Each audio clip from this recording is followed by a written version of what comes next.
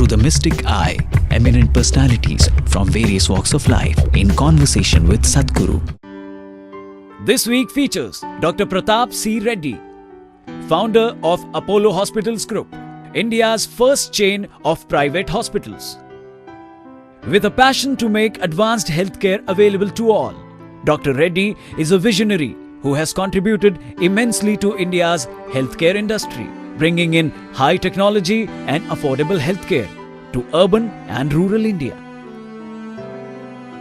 Begun at a time when privatized healthcare were unheard of in India, the Apollo Group now enfolds 46 hospitals in the country and abroad. Among the many felicitations conferred on him are the prestigious Padma Bhushan and Padma Vibhushan by the Government of India. Watch as Dr. Reddy explores the limits of modern medicine with Sadhguru, who in turn reveals a deeper, more profound approach to healing the human body.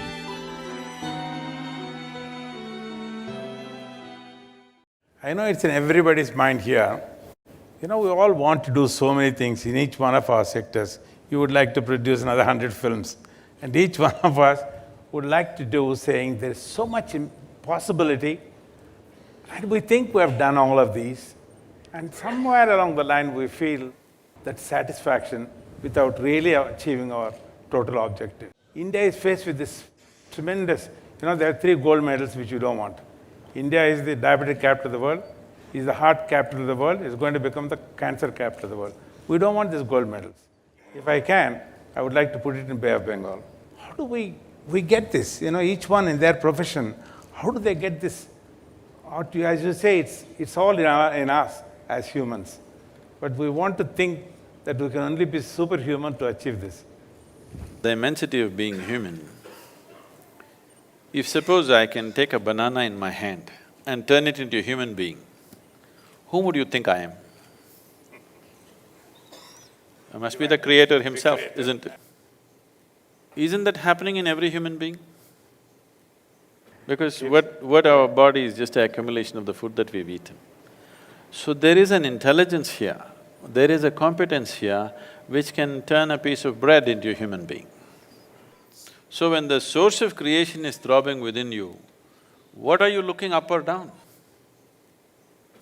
When the very source of creation is throbbing within you, where are you looking for help?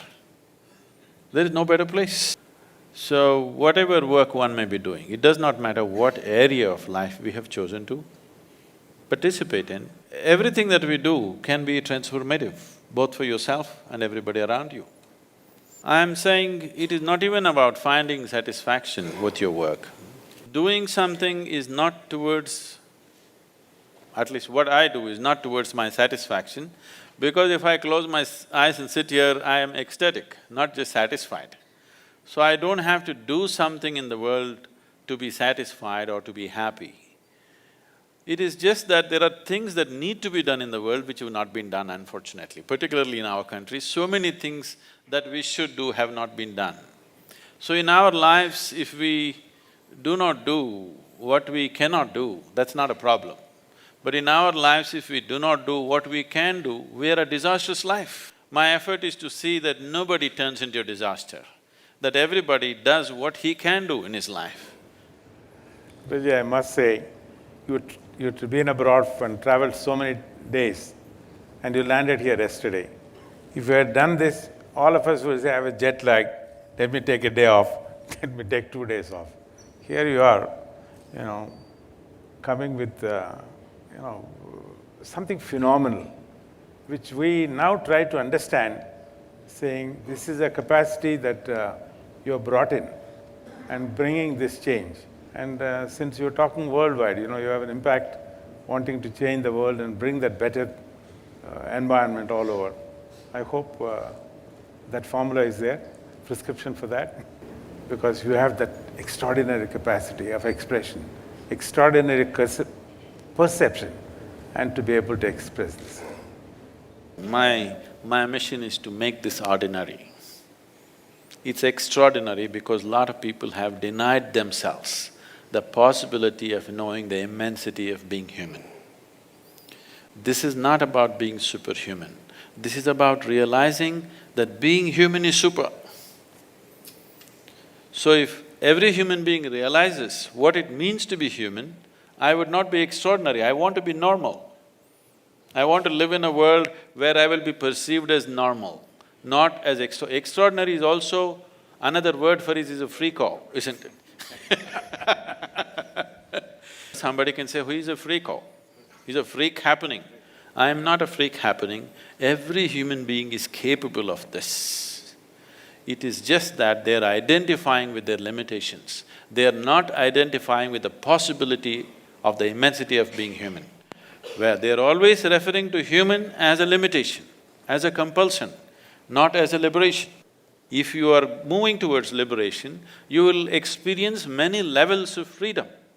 Right now, what you call as myself, for most human beings, is a bundle of compulsions. That they can only be like this, they can only do this, they can only do that, any number of limitations. Unfortunately, they're beginning to decorate their limitations, which is this is how I am.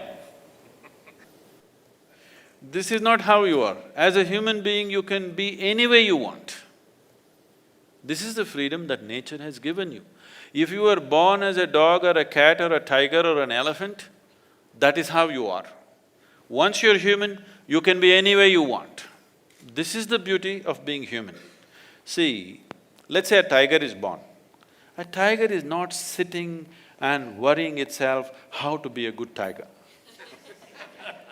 If it just eats well, it'll become a good tiger. It just has to find food.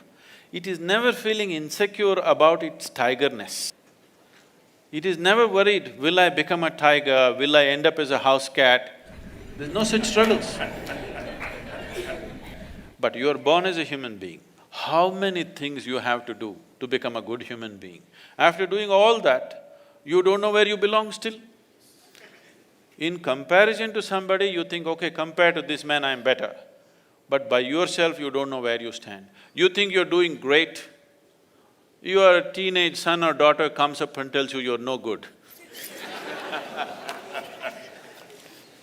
What is human is only one end fixed, the other end wide open, in terms of human consciousness. Recently, I was talking to a very top-level microbiologist and he said, Sadhguru, what you're saying is so uncanny because if you look at the human cell, compared to any other cell of any other creature, human cell is somehow open-ended. So your very cells are open-ended. You can do things with it, with your own body, which other human beings will think is superhuman. It is not superhuman, it is the possibility of being human, which needs to be explored. Unfortunately, not much has been done on this sphere. It's a very wonderful thing. I think most of us feel we have reached our limitation. No, you have not. The way you put it beautifully. I know when I started, thought of this, bringing this healthcare, they called me crazy, you can't do this. It's not a challenge, but that confidence says we can. I think, can we have a mantra or meditation, something like that, a medicine for that, so that all of us continuously say, yes, I can, I will do many more things? No. I wouldn't like to build confidence in people, because confidence is a dangerous thing. I'm not trying to play with words. I want you to, understand this aspect. See, what is needed for humanity is clarity of perception. Where clarity is missing, people try to substitute confidence for clarity. Confidence without clarity is a disastrous thing. Suppose you want to cross the street. If your vision is clear, you see things clearly and cross. But if you're very confident, there are a lot of people on the street who are very confident, they simply cross. They're surviving by sheer chance or because of the compassion of the drivers.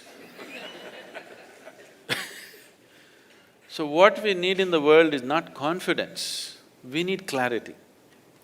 This is one thing that our education systems have completely failed to address, how to enhance human perception.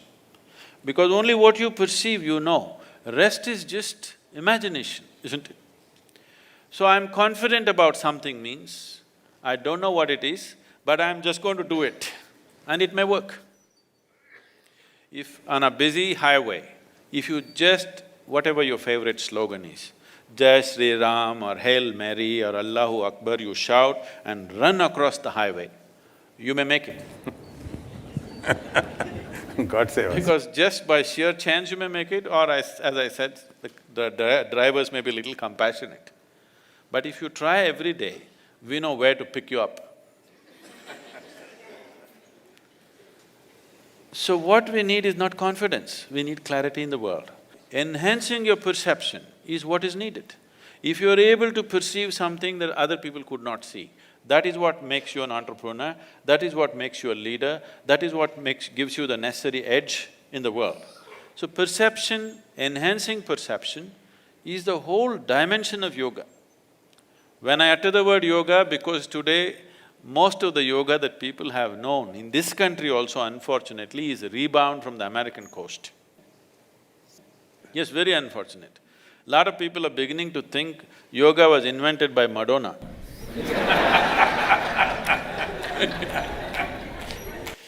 This is the science of perception. With these two eyes, you can only perceive the physicality of what is here.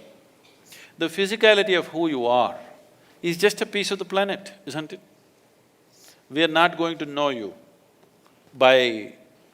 every day as doctors in your hospital must be reading somebody's heart, but you don't know what's beating in their heart. You know whether they're going to live or die but you don't know who they are, isn't it? What they are as a human being. The complexity of their humanity is not there in their liver or kidney or heart or anything. Only their physical structure is there. This is just a piece of the planet that you've gathered. So who you are is much more than that. That perception is beyond physicality. So developing your perception to a dimension beyond physical is what is needed. That is when you will produce human beings who look like gods. They are not gods, they are full-fledged human beings, because others have not strived to do that to themselves.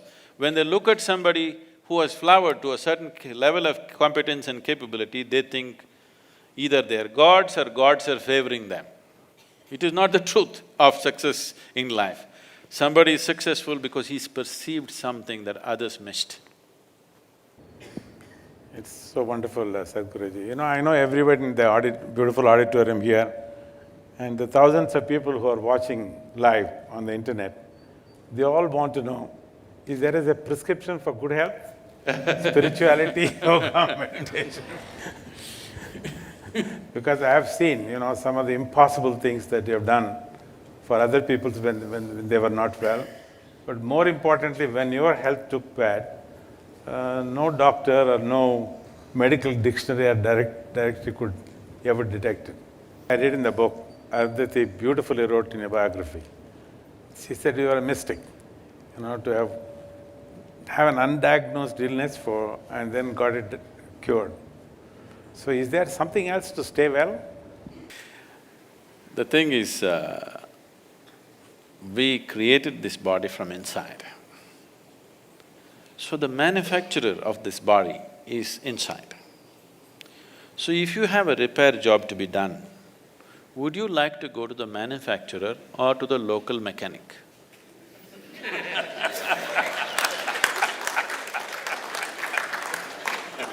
If you had excess, you would like to go to the manufacturer.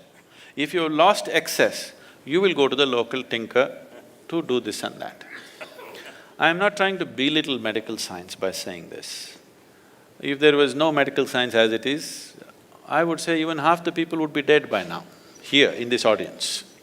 Yes, because the average life expectancy of an Indian in 1947 was 28 years. Today it has risen to 64. One important factor is medical science the way it is.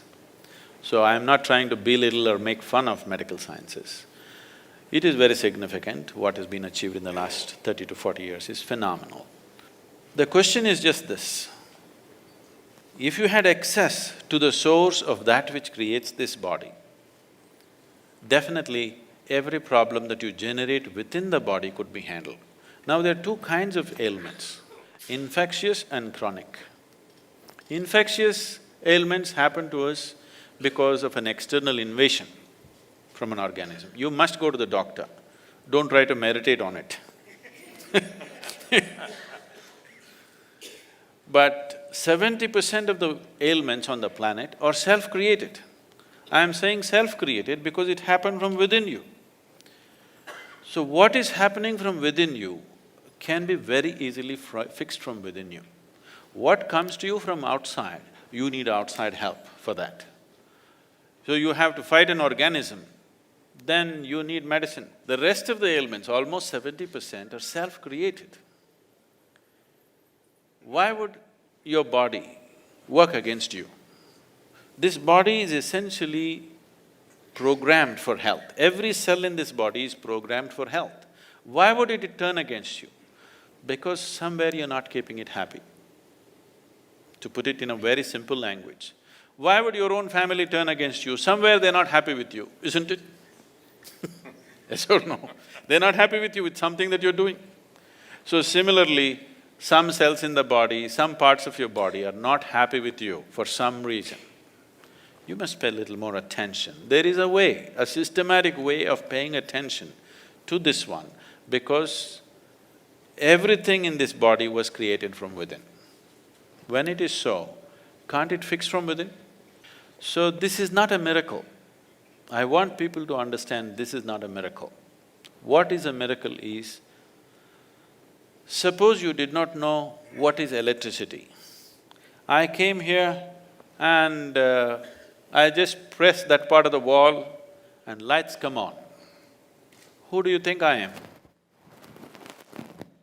Suppose, 1,000 years ago, if I had a cell phone, I could just pull out the cell phone and talk to somebody in America. You would think I'm God, isn't it? So what is a miracle is that which you do not understand, that which is not fitting into your logical perception seems miraculous to you. As your logic evolves, so many things which were miracles 100 years ago are normal things in our day-to-day life today, isn't it? Isn't it so? So it is not a miracle, it's just a deeper understanding of your own, the way you're constructed. So this is something that we need to pay attention to.